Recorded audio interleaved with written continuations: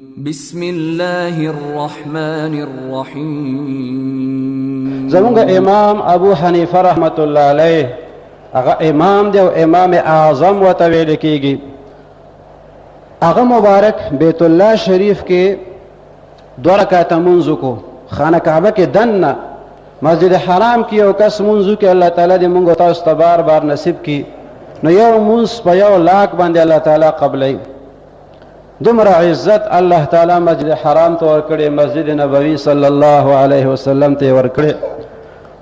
او امام ابو حنیفه رحمت الله علیه بیا بیت الله شریف کې دننه خانه کعبه کې وردننه ودرېدو 2 رکعاته منځ وکړو. او 2 رکعات هم داسې 2 رکعات وکړو چې پوره قرآن شریف پکې خلاص کړو. 10 سپارې تلاوت پکې وکړو په 2 رکعاتو کې. او چې کله د خپل منځ نه فارغ شو وی سبحانك ما عبدناك حق عبادتك، پاکی د تعالی را پروردگارا مونږ ستا عبادت اونکو څنګه چې پکار دی. ستا د عبادت ستا د بندګۍ هغه حق مونږ ادا نکو.